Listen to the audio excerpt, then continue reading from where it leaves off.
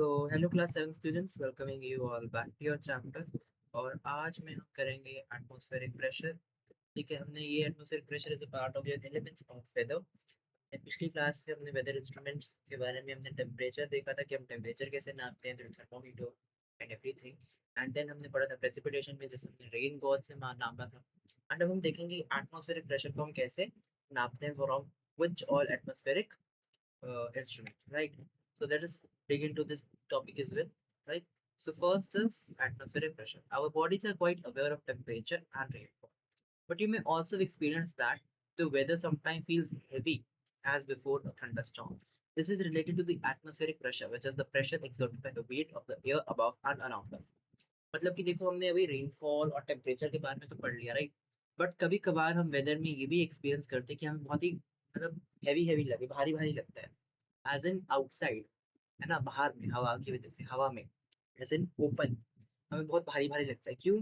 क्योंकि आपका जो एटमॉस्फेरिक प्रेशर होता है उसकी वजह से, यानी कि जो आपका एयर का वेट होता है, एयर का जो वेट होता है ना, वो प्रेशर जो एग्जर्ट करता है हम पे, उसका, है ना, वो जो हम पे प्रेशर एक्सर्ट करता है, हमारे आसपास प्रेशर एक्सर्ट करता है, that is what we call it as atmospheric pressure. अब जो atmospheric pressure is higher near the sea coast and lower as they go higher up into the mountain. And when you climb mountain, the air gets thinner than in the plain below. As a result, the air pressure is low and there is less oxygen available. मतलब कि अगर आप देखोगे तो higher pressure जो है आपका, it is near sea coast, यानी कि अगर आपका पहाड़ है ना, जैसे लेट्स से पहाड़ है और सी कोस्ट, यहाँ पे सी है, तो यहाँ पे आपका जो प्रेशर है इट विल बी हाई और लो। यहाँ पे आपका प्रेशर जो होगा वो हो जाएगा हाई, और वहीं पे जब आप माउंटेन पे चढ़ोगे धीरे धीरे लो होता है, तो at this peak is the lowest, है ना।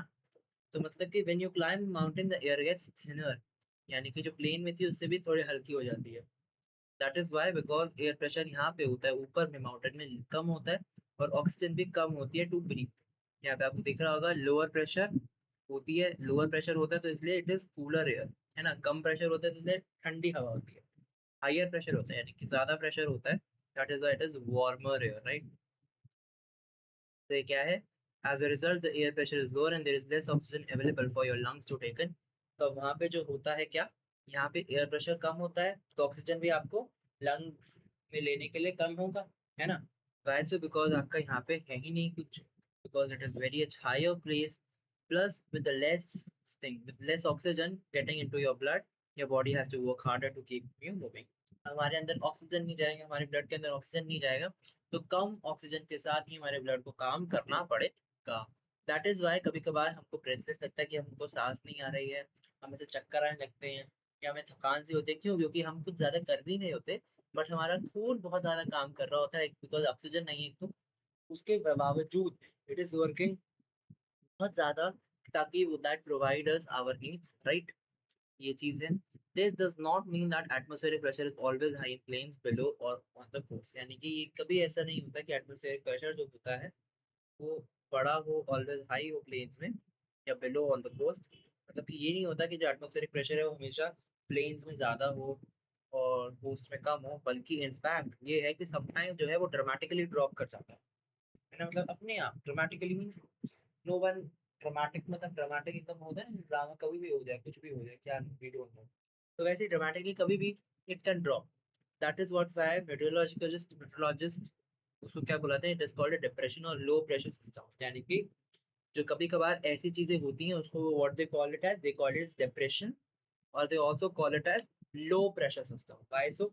क्यों? क्योंकि ये विच कैन लाइक, ये कब आता है, ये जब तब आता है जब स्टॉर्म हो या साइक्लोन आ रहा हो ना, तब ये ज्यादातर आता है। यहाँ पे भी लिखा हुआ है ना। This is think about it. Why do you think it would be important to measure atmospheric pressure? Who are the people most likely to use such measurement? मतलब कि ये मेजर करना क्यों जरूरी है और ये ऐसी चीजें यूज कौन ही करेगा? तो जो measuring atmospheric pressure is important. Why so? Because change in pressure helps predicting the weather changes such as storms, rain and strong winds. मतलब कि हम atmospheric pressure इसलिए नापते हैं क्यों? क्योंकि हमें पता होना चाहिए, क्योंकि इम्पोर्टेंट है कि हमें पता लगे कि प्रेशर जो है हमारे आसपास का उसमें क्या बदलाव है, क्या चेंज है। और अगर हमें वो चेंज अगर समझ में आ गया, पता लग गया कि हाँ ये चीज हमारे वेदर में ये बदलाव था, ये चीज था, तो उससे हमें पता लग सकता है कि वहाँ पे स्टॉर्म आ सकता है, वहाँ पे रेन आ सकती है, बारिश आ सकती है, कि स्ट्रॉन्ग विंड यानी कि बहुत तेज तेज हवाएं हो रही है, क्या है। Because of the change in that atmospheric pressure we can take this out, है ना। प्लस लो प्रेशर में indicate bad weather while high pressure often means clear weather. मतलब कि जो कम वेदर है, सॉरी कम प्रेशर है, कम प्रेशर में मतलब कम प्रेशर, ये आपका ये कह सकता है कि जो है आपका वेदर है वो खराब होने वाला है, खराब हो चुका है ऐसे। और जो हाई प्रेशर है वो कभी कभार ये भी कहता है, मतलब ज्यादातर यही कहता है कि it is a great weather और good weather, clear weather you can say. अब ये जो मेजरमेंट्स है यानी कि एटमॉस्फेरिक प्रेशर की जो मेजरमेंट्स है, ये काम किसके आती है, what are they used for, they are used from meteorologist, जो कि आपके वेदर साइंटिस्ट जिनको आप कहते हो वो, पायलट्स, राइट, पायलट्स के काम आती है। अदर देन दैट फिशरमैन के काम आती है, फिशरमैन के काम आती है, फार्मर्स के काम आती है। और जो भी डिजास्टर मैनेजमेंट टीम है जो कि देख रही है कि भैया अगर बाय चांस, गॉड फॉरबिड, कि कोई डिजास्टर होता है, so they can like be ready for that, in that case, right, उस चीज के लिए दे आर रेडी। ऑलराइट, आगे हम पढ़ते हैं। The instrument used to measure atmospheric pressure is called barometer.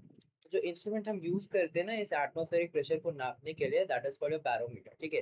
Barometer का हम यूज करते हैं जिससे कि हम एटमॉस्फेरिक प्रेशर नाप सकें। As with thermometer there are several types of barometer. जैसे कि आपका थर्मोमीटर के बहुत अलग अलग टाइप्स होते हैं ना, जैसे हमने दो भी पढ़े थे पहले, that was clinical and laboratory. वैसे ही बैरोमीटर्स के भी बहुत अलग अलग टाइप होते हैं। Unit the distance generally the millibar, abbreviated as MB. मतलब जैसे जो प्रेसिपिटेशन थी, जैसे में हमने रेनफॉल नापा था, वो ज्यादातर किसमें हमने नापा, वो हमने नापा था मिलीमीटर में, राइट, एमएम। सेम वे हमने टेम्परेचर कैसे नापा था, सेल्सियस और फ़ारेनहाइट पे। वैसे ही जो इसमें हम यूनिट, जैसे इस यूनिट में जो हम नापते हैं यानी कि for this, for your atmospheric pressure, हम नापते हैं थ्रू मिली बार। मिली बार से हम नापते हैं। Millibar means M B, alright, millibar means M B, उसको हम एज एन एब्रिविएट करते थे, जैसे सेंटीमीटर को सीएम कर देंगे ना, तो वैसे मिली बार को M B. The normal the atmospheric pressure at the sea coast is around 1013 MB और 1013 MB, यानी कि जो नॉर्मल एटमॉस्फेरिक प्रेशर है सी कोस्ट में वो 1013 MB का होता है। एंड जो प्रेशर बिलो होता है 1000 MB इंडिकेटेड डिप्रेशन, यानी कि सी कोस्ट में जो प्रेशर होता है वो होता है 1130। लेकिन जब भी प्रेशर एयर एटमॉस्फेरिक प्रेशर जो होता है 1000 MB यानी कि 1000 मिली बार से नीचे चले जाता है, लाइक इट ड्रॉप्स, तो उसको उस केस में we say it as depression, depression हो रहा है यहाँ पे, right? So that showcases your depression. Next is think about it. So people who journey to places at high altitudes are advised to make pauses on the way to allow the body to acclimatize. Sorry, what it is? Acclimatize. All right. तो मतलब कि जो लोग जो ऐसे ऊपर ऊपर जाते हैं ना, जैसे बहुत लोग लद्दाख जा रहे हैं, बहुत शिमला जा रहे हैं, जहाँ पे मतलब ऊंची ऊंची जगह, हाई हिल स्टेशन और वटेवर, तो उधर जगहों में बहुत लोगों को एडवाइस किया जाता है, जो जर्नी में जा रहे हैं हाई ऑल्टीट्यूड की जर्नी में, उनको एडवाइस किया जाता है कि like they have to stop in the way, यानी कि अपने रास्ते में रुक के थोड़ा अपनी बॉडी को एसिलिमेटाइज होने दें। यानी कि क्या मतलब, एसिलिमेटाइज मतलब कि वो अडेप्ट हो जाए या एडजस्ट हो जाए जो भी नया क्लाइमेट है, नई कंडीशन है उससे। क्योंकि जो भी लोग हैं वो ऐसे अगर पहाड़ों से नहीं जा रहे हैं और वहां पे जा रहे हैं, तो उनको जो आदत है ना जैसे रहने की, लेट्स से अगर मैं रहता हूँ क्या कहते हैं चेन्नई में, और मेरे को भेज दिया जाए कश्मीर में, तो मुझे तो बहुत ठंड लगेगी। सेम वे, क्योंकि वो मुझे, क्योंकि उसकी आदत है ना, जैसे हमने वो वाला एग्जाम्पल भी किया था ना 20 डिग्री सेल्सियस वाला, तो वैसे ही मुझे उस वेदर की आदत है, राइट। जैसे मुझे उस वेदर की आदत है कि मेरे को एक सर्टेन लेवल पे, जैसे उसको 20 सेल्सियस पे ठंड लग रही थी, तो उसके लिए क्या है ठंड। अब यहाँ पर तो बहुत ही ठंड होगी। अब जो यहाँ पर लोग जैसे कि कश्मीर या लद्दाख टाइप एरिया में जो लोग रह रहे होंगे, they will be having more like this thing कि वो लोग और ठंड में भी रह सकते हैं, तो उनके लिए ठंड का लेवल अलग है, गर्मी का थोड़ा अलग है, जिसके 20 डिग्री सेल्सियस उनके लिए प्रेजेंट टेम्परेचर कि हाँ भैया ठीक है, तो क्योंकि उनको उससे भी ज्यादा ठंड फील हो चुकी है, राइट। तो that is what it is. तो हमारा जो टेम्परेचर, हमारा जो क्लाइमेट होता है, हम उसके हिसाब से, हमारे जो कंडीशंस होते हैं हम उसके हिसाब से एडजस्ट हो जाते हैं अपने जहाँ पे एरिया पे हम रह रहे होते हैं। तो इसीलिए whenever we go to new area, new जगह, स्पेशली हाई ऑल्टीट्यूड, हमें एडवाइस किया जाता है that we should pause and allow our body to acclimatise, यानी कि एडजस्ट टू न्यू क्लाइमेट या न्यू कंडीशन के साथ में वो लोग एडजस्ट हो जाए, हमारी बॉडी एडजस्ट हो जाए, राइट।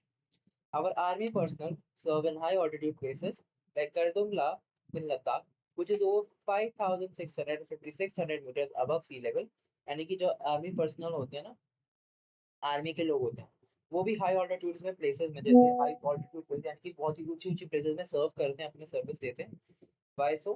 क्यों? क्योंकि वहाँ पे लाइक हाई ऑल्टीट्यूड प्लेसेस जो होते हैं, जैसे करदंगला जो लद्दाख में है, वो 56,000 metre, 5600 metre, 5600 metre and 5 lakh का 5600 एंड 5600 मीटर जो सी लेवल से ऊंचे में है, ऊंचे में है, दैट इज करदुंगला। तो वहां पे भी सर्विस देते हैं। It is hard to imagine how they live and work in places where the oxygen level is so low. यानी कि वहां पे वो लोग कैसे काम करते हैं, वहां पे कैसे रहते हैं, वो थोड़ा देखना, बहुत इमेजिन करना बहुत ही मुश्किल है। क्यों? क्योंकि how could they live there? क्योंकि वहां पे जो ऑक्सीजन लेवल है यानी कि एटमॉस्फेरिक लेवल है, दैट इज सो लो, जो कि आपका अबाउट 650 मिलीबार होता है। यानी कि जो आपका सी कोस्ट में 1 लाख अगेन सॉरी 1013 होता है, वो यहाँ पे 650 होता है। कितना डिफरेंस आ गया है ना। ये आपका फोटो भी है यहाँ पे, कर दूंगा टॉप, यानी कि एकदम टॉप मोस्ट पॉइंट जो होगा उसका कर दूंगा का, उसका है ना, highest motorable road in the world, यानी कि जहाँ पे आप चला सकते हो व्हीकल, बाइक वगैरह। ये border road organisation BRO, right. This is all कर दूंगा टॉप, यानी कि this is 18,380 feet high, right. तो ये आप देख लीजिएगा फिगर 2.8। ऑलराइट।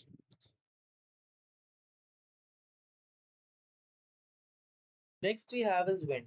तो विंड ये क्या है? तो जो विंड है, wind is the movement of air from airs of high pressure to airs area sorry wind is the movement of air from areas of high pressure to areas of low pressure. यानी कि जो wind है वो हवा की तरह है, मतलब मूवमेंट ऑफ हवा, यानी कि हवा जो मूव कर रही है ना एक जगह से दूसरी जगह, उसको हम विंड कहते हैं। स्पेशली जो हाई प्रेशर एरियाज थी, जहाँ पे प्रेशर बहुत हाई है ना, एटमॉस्फेरिक प्रेशर बहुत हाई है, उस एरिया से लो प्रेशर एरिया में जाती है, उसको we call it as wind. Alright. Speed and direction are two important factors when you describe the wind. यानी कि जो स्पीड कैसी है और डायरेक्शन कैसा है ना, किस डायरेक्शन में जा रही है ना, किस डायरेक्शन में जा रही है, किस स्पीड से जा रही है। तेज जा रही होगी तो हमें भी हवा फील होगी, बट इफ इन केस वो स्लो स्लो जा रही है, हमें कैसे पता हमारे को कैसे फील हो रही होगी, राइट। और मान लो मैं रोड पे चल रहा हूँ, और तो वो मेरे अगेंस्ट जा रही है, यानी कि मैं जहाँ से चल रहा हूँ तो मेरे एकदम, जैसे मैं चल रहा हूँ तो मेरे आगे में हवा आ रही है, मतलब कि मेरे मुंह से हवा आ रही है, मतलब इन द सेंस कि मेरे मुंह पे हवा पड़ रही है, तो मेरे अगेंस्ट हो गई, है ना। और वहीं अगर मैं चल रहा हूँ तो मेरे पीछे से हवा आ रही है, तो मेरे लाइक मेरे साथ ही हो गई काइंड ऑफ। तो वो डायरेक्शन भी इंपॉर्टेंट है, यानी कि जो हवा का जो स्पीड होती है और जो डायरेक्शन होती है, it actually very much helps us to describe the wind कैसी है, राइट। Think about it, have you seen seeds like these flying in wind, and what would happen if there was no wind? ये कुछ कुछ seeds हैं जो आप तब देखे होंगे, जब हवा चलती तो उड़ते हैं, है ना। तो बहुत सारे सीड्स होते हैं, जैसे कि कॉटन का डंडेलियन सीड्स जो होते हैं, वो हवा में फ्लाई करते हैं। और जो विंड होती है ना, वो ऐसी ऐसी सीड्स को अलग अलग जगहों पे लेके जाते हैं, ताकि नए नए प्लांट्स और ग्रो कर पाए, है ना। अलग अलग जगह पे जाएंगे, ऑब्वियसली नए नए प्लांट्स भी ग्रो करेंगे।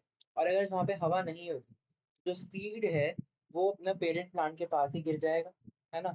अगर वहाँ पे हवा नहीं होगी तो जो सीड है वहाँ पे गिर जाएगा जहाँ पे पेरेंट प्लांट है, और वो आगे इधर उधर फैलेगा ही नहीं। इसी की वजह से यहाँ पे क्या हो जाएगा, यहाँ पे प्लांट जो अलग अलग एरिया, नए नए एरिया में ग्रो होने की वो चांसेस जो है कम होंगे। That is why it is that is why it is important कि हवा से वो प्लांट सीड इधर उधर फैले। दैट इज वाई, क्यों? क्योंकि ऊपर पेरेंट प्लांट के आसपास ही घूमते रहेगा, तो आगे आगे नए नए एरियाज में जो प्लांट है वो ग्रो ही नहीं कर पाएगा, राइट। ठीक है, आगे हम पढ़ते हैं। The wind is important element of the weather. It is direction and speed help in weather forecasting. Beside air pilot and sailors need to be aware of wind data, as the wind has a great influence on flying or sailing. Farmer also use the wind direction to predict where rain might come from. Also greater wind speed will cause the soil to disturb। मतलब कि wind का जो important element होता है weather का, क्यों? क्योंकि उसकी डायरेक्शन और स्पीड हेल्प करती है हमें वेदर फोरकास्टिंग में, कि वेदर कैसा होगा कैसा नहीं होगा उसके लिए। प्लस जो आपका एयर पायलट्स या जो सेलर्स होते हैं, यानी कि जो पायलट्स होते हैं जो कि प्लेन वगैरह चला रहे हैं, या सेलर यानी कि जो बोट वगैरह चला रहे हैं, उनको तो विंड डाटा का पता होना चाहिए, क्योंकि उनको फ्लाई या सेल करना है। और वो दोनों चीजें आपकी हवा पे बहुत डिपेंडेंट है, तो उनको तो पता होनी चाहिए। प्लस जो चीजें हैं जैसे फार्मर्स भी विंड डायरेक्शन को प्रेडिक्ट करना, वो भी जानना चाहते हैं, क्योंकि उनको भी पता होना चाहिए कि रेंज बारिश है वो कहाँ से आ सकती है, so that they should be ready for that. Plus अगर ज़्यादा तेज बारिश आएगी, विंड की स्पीड ज़्यादा होगी, तो सॉइल भी ज़्यादा ड्राई फास्ट होगी, मतलब कि अगर बारिश नहीं होगी और जो विंड की स्पीड है वो बहुत ही जल्दी सॉइल को वो कर देगी, ड्राई कर देगी, और क्या पता इरोजन वगैरह भी हो, है ना। So do we, how do we measure this direction and rain? A wind vane or a weather vane has a rotating arm with a pointer at one end and a tail at the other. When the wind blows, the tail is pushed and the pointer turns in the direction of the wind. It responds to even to the light breeze. यानी कि यहाँ पर जो होता है, यहाँ पे जो कैसे हम डायरेक्शन और स्पीड मेजर करते हैं, एक विंड वेन होती है या वेदर वेन होती है जिसको हम कहते हैं, जिसका एक रोटेटिंग आर्म होता है, यानी कि जो आर्म होता है, जैसे मान लो 3-4 आर्म है, तो ये घूमते रहेंगे, है ना, ये घूम जा सकते हैं। That is what it is, rotating arm होते हैं, जिसका एक पॉइंटर होता है एक एंड में, और एक होती है टेल, यानी कि एक तरफ पॉइंटर होता है ना, और एक तरफ टेल होती है, लेट्स से, ठीक है। अब जो है, जब हवा ब्लो करती है, जो टेल है उसको पुश किया जाता है और पॉइंटर उस डायरेक्शन में टर्न हो जाता है, और वो लाइट ब्रीज से भी होता है ना। यहाँ पे अगर आप देखोगे तो लेफ्ट में यहाँ पे विंड वेन है, यानी कि ऐसा होता है जैसे अब हवा जहाँ पे भी जाएगी उस तरफ में जो है, यहाँ पे खोल के जो टेल है उस तरफ में जाएगा, अगर ज्यादा तेज हवा है तो टेल भी उतनी ज्यादा आगे ऊपर में उड़ के, so that is how we can like measure weather direction and speed, like wind direction and wind speed by weather vane or wind vane, right. Next is जो विंड वेन है, यहाँ पे इसको हम विंड सॉक भी कहते हैं, which is on the left, है ना। ये पायलट्स को भी इंडिकेशन देती है कि किस डायरेक्शन में हवा जा रही है, जैसे कि वो टेक ऑफ या लैंडिंग उस हिसाब से कर पाए, because it highly influence their landing and take off as well. तो इसलिए जो ये सारी जो होती हैं सिमिलर जो चीज़ें हैं, ये आपकी बहुत सारे इंडस्ट्रीज जो कि एशेज या गैस भी रिलीज करती हैं, उनको भी बहुत वो करता है। क्यों? क्योंकि वो लोग भी जो करते हैं गैसेस या ऐश रिलीज, उनको भी पता होना चाहिए कहाँ पे उनकी ऐश या गैस जाएगी, जिससे कि वो देख पाए, क्योंकि अगर इधर उधर चली जाएगी तो they could also feel some discrepancies. आगे जो दूसरी चीज है, यहाँ पे एक और इंस्ट्रूमेंट जिसको हम यूज करते हैं विंड डायरेक्शन और स्पीड के लिए, that is called your anemometer. This is like more I guess precise, क्यों? क्योंकि यहाँ पे जो होता है 3 से 4 मेटल कप्स जो होते हैं वो अटैच होते हैं। Why? So like they rotate on vertical shafts, ऐसे वर्टिकल शाफ्ट्स, मतलब कि इसमें यहाँ पे रोटेटिंग होते हैं, यानी कि रोटेट हो जाते हैं, राइट। प्लस में क्या होता है, जितनी स्ट्रांग विंड होगी उतनी फास्ट ये रोटेट करेंगे, जितनी ज्यादा विंड होगी उतनी उतनी जल्दी जल्दी घूमेंगे। प्लस में जो मीटर है वो बॉटम में अटैच होता है, यानी कि इसके यहाँ पे नीचे में ये मीटर ही दिख रहा है आपको, तो मीटर अटैच होता है, जिससे कि हमें पता चल जाता है कि कितने स्पिन एक सर्टेन पीरियड ऑफ टाइम में, लेट्स से 1 मिनट में या 10 मिनट में कितने स्पिन हुए, जिससे कि हम विंड की स्पीड हम निकाल सकते हैं, लाइक किलोमीटर पर आवर या किलोमीटर पर मिनट, जैसे भी हमको निकालनी है। ज्यादातर हम किलोमीटर पर आवर पे निकालते हैं, that is how we can measure कितनी तेज वो घूम रहे हैं, and we can measure the speed of the wind. Direction तो जैसे ही घूमेगा उस हिसाब से हमें पता चल जाएगा, राइट। डायरेक्शन का इससे ज्यादा पता नहीं चलता, बट स्पीड का we can find out from this particular device that is called anemometer. Alright, for this lecture this much only. Humidity और आगे का हम नेक्स्ट क्लास में करेंगे। इसके लिए अभी हमने आज विंड और एटमॉस्फेरिक प्रेशर यानी कि बैरोमीटर और एनेमोमीटर के बारे में पढ़ा। आगे में हम बाकी चीजें करेंगे। तो I will meet you all tomorrow. Till then, bye bye and yeah, thank you.